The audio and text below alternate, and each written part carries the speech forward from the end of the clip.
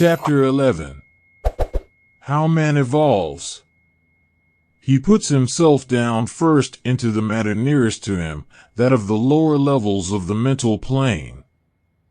Immediately, and in a certain sense automatically, a vesture of this matter is drawn round him, a vesture which is an exact expression of such qualities as already exist in him, so far at least as they can be expressed at that level.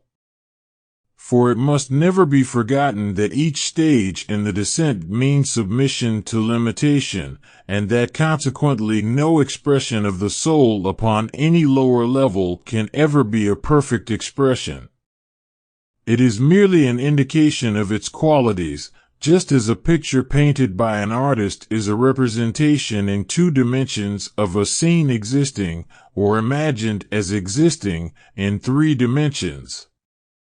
The picture represents the scene as nearly as it can be represented on a flat surface by means of perspective, but in reality almost every line and angle in it must of necessity be unlike the line or angle which it is intended to image.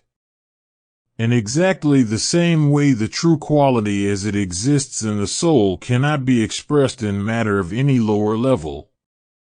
The vibrations of the lower matter are altogether too dull and sluggish to represent it. The string is not sufficiently stretched to enable it to respond to the note which resounds from above.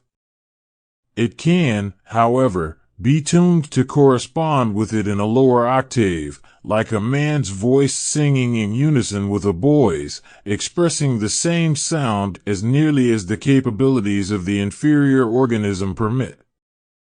Thus the color which expresses a certain quality in the causal body will express it also in the mind body and even in the astral body, but the color will be less delicate, less luminous and ethereal as we descend. The difference between these octaves of color is very far greater than can be in any way represented upon paper or canvas. We can endeavor to image it only by stages or qualities. For even the next octave above the physical is entirely beyond the conception of our mind as long as it works under the limitation of the physical brain. The lowest astral colors may be thought of as dark and coarse, and they certainly are so as compared to the higher and purer hues, but at least they are luminous in their coarseness. They are not so much dark color in our ordinary sense of the word as dimly glowing fire.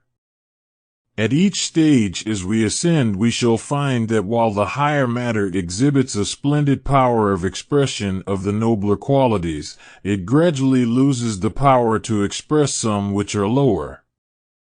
The peculiarly unpleasant hue which represents coarse sensuality in the astral body is quite incapable of reproducing itself in mental matter. It may be objected that this surely should not be so, as a man may undoubtedly have a sensual thought, but this idea does not seem accurately to represent the facts. A man may form a mental image which evokes sensual feeling in him, but the thought and the image will express themselves in astral matter, and not in mental.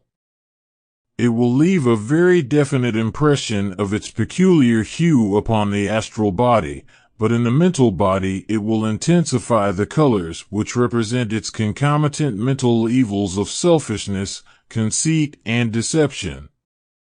These in their turn will find no expression whatever in the resplendent glory of the causal body, but every intensification of them in the lower vehicle, every indulgence in them down here, tends somewhat to dim the luminosity of the colors representing the development of the opposite virtues in that higher existence which is so much nearer to reality. The process by which the colors are produced works always from below upward. The man feels some impact from without, and in response to it a wave of emotion of some sort is awakened within him. That means that for the moment, while the emotion endures, the particular type of vibration, which represents it, is predominant in the astral body, as will presently be shown in our illustrations.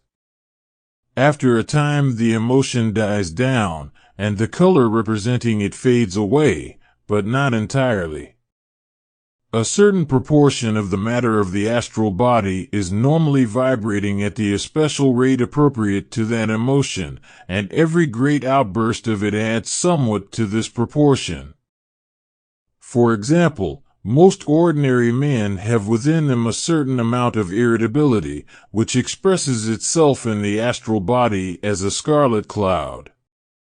When the man manifests that irritability by some special outburst of temper, the whole astral vehicle is temporarily suffused with scarlet, as will presently be shown. The fit of passion subsides, and the scarlet flush dies away, but it has left its traces behind, for there is a slight permanent addition to the size of the scarlet cloud of irritability, and the whole matter of the astral body is a little more ready than before to respond to the vibration of anger when any opportunity offers.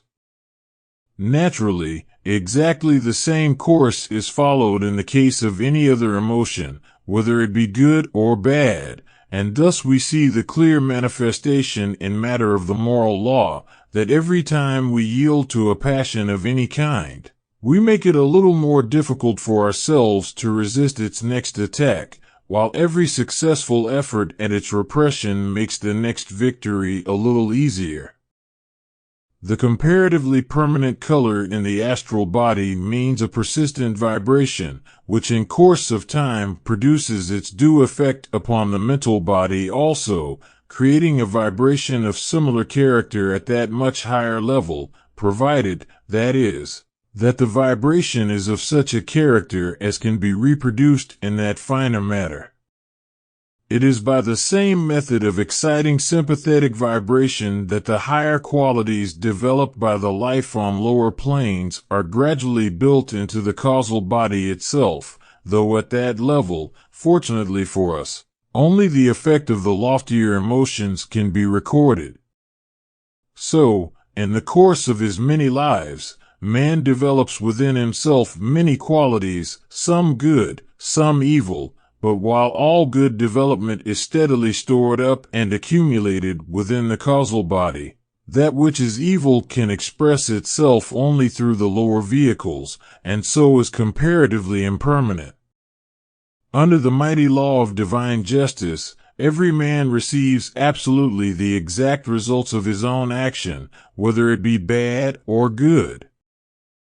But the evil necessarily works out its effects upon the lower planes, because it is only in the matter of those planes that its vibrations can be expressed, and it has no overtones capable of awakening a response in the causal body.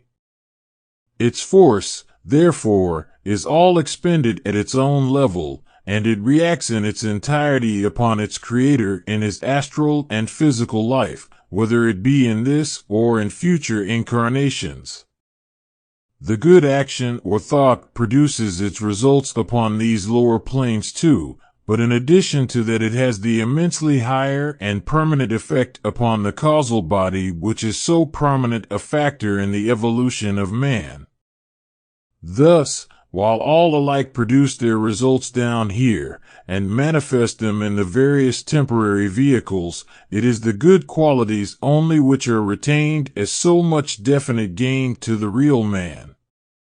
The evil meets him again and again on his successive descents into incarnation, until he has vanquished it, and finally rooted out from his vehicles all tendency to respond to it, until, in fact, he is no longer liable to be swept away by any passion or desire, but has learnt to rule himself from within.